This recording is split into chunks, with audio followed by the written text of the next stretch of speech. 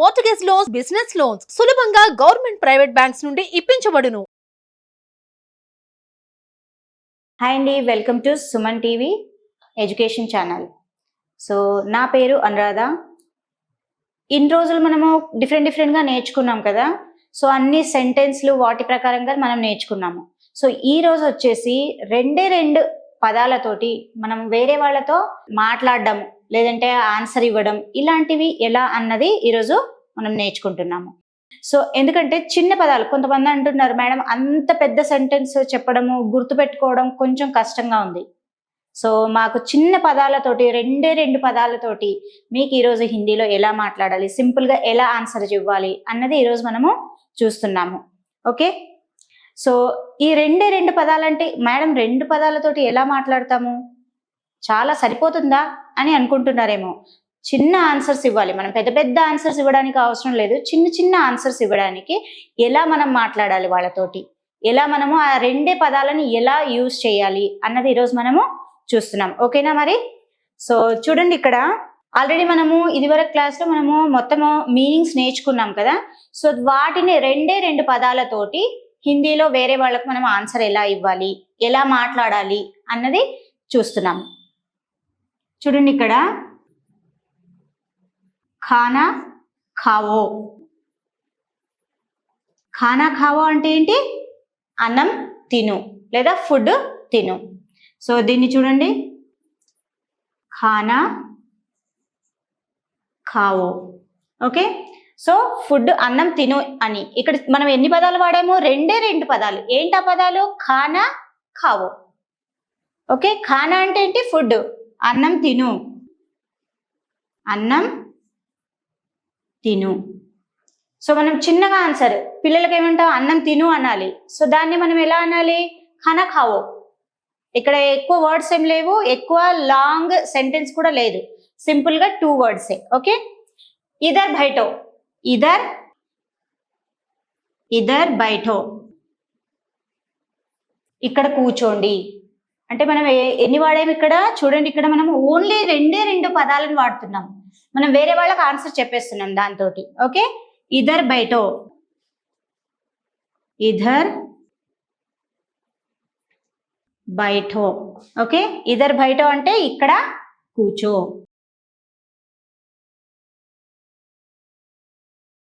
Okay, so ఇక్కడ ఇదర్ బైఠో అంటే ఏంటి? ఇక్కడ కూర్చో. ఓకేనా? సో ఇలా మనము చిన్న పదాలతోటే కొన్ని డిఫరెంట్ వర్డ్స్ ఎలా మాట్లాడాలి, ఎలా చెప్పాలి అన్నది చూద్దామా మరి? సో ఇలా అయితే మీకు చాలా ఈజీ అనుకుంటాను నేర్చుకోవడం, మాట్లాడడము. సో చాలా సింపుల్ గా ఉంది. ఓకే, కహా హో. కహా హో, ఎక్కడ ఉన్నావు. ఓకే,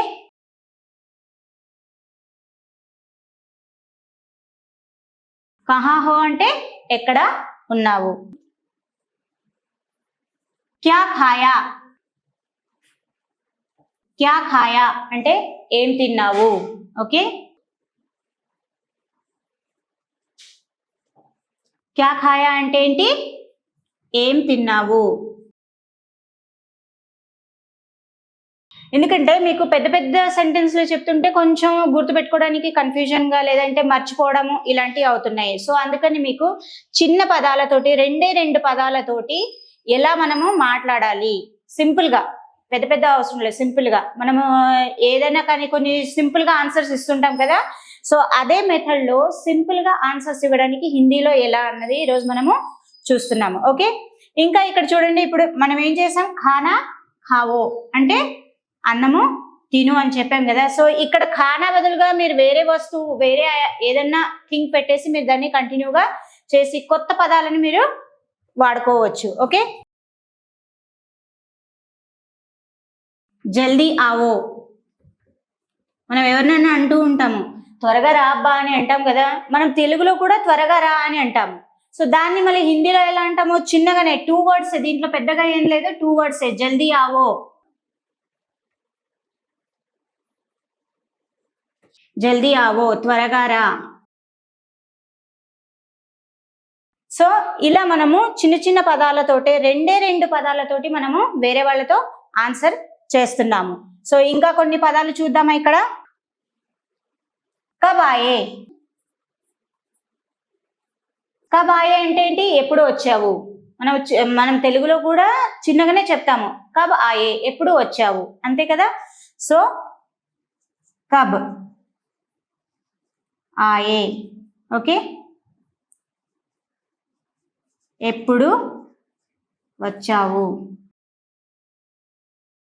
ఓకే, సో ఇలా మనము 2 words తోటి మనం ఆన్సర్ చేస్తున్నాము. ఇక్కడ పెద్దగా లేదు, 2 words. ఓకే, మత్ బైఠో. మత్ బైఠో అంటే కూర్చోవద్దు.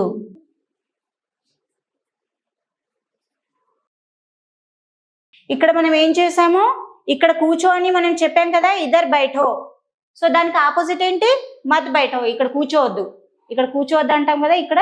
సో దాన్ని హిందీలో ఏమంటారు? మత్ బైఠో. ఇక్కడ కూర్చోవద్దు.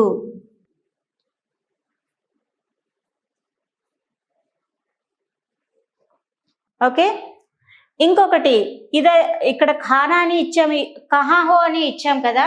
సో ఆన్సర్ దానికి మనము ఇక్కడ ఉన్నాను, ఇదర్ హూ. కహా హో అంటే దానికి ఆన్సర్ కూడా ఇక్కడ ఉన్నాను అంటాం కదా, ఇదర్ హూ. ఓకే, సో దీనికి ఆన్సర్ కూడా నేను మీకు ఇక్కడ చెప్తున్నాను, కహా హో, ఇధర్, ఇధర్ హూ. ఎక్కడున్నావు అంటే ఇక్కడ ఉన్నానమ్మా అని అంటాం కదా, అది. తెలుగులో వచ్చేసి ఇక్కడ ఉన్నాను. ఓకే, సో మనం ఈరోజు ఎలా సింపుల్గా మీకు పెద్ద పెద్ద సెంటెన్స్ కాకుండా సింపుల్ చిన్న 2 words తోటే మనము వేరే వాళ్ళతో మాట్లాడడం, వేరే వాళ్ళు అడిగిన దానికి ఆన్సర్ ఇవ్వడము, లేదంటే వేరే వాళ్ళను సింపుల్గా 2 పదాలతోటి మనము అడగడము, ఇలాంటివి ఈరోజు మనము నేర్చుకున్నాము. ఇంకా కొన్ని మీరు ట్రై చేయండి, వీటిని చూసి ఇంకా కొన్ని ట్రై చేయండి. Thank you.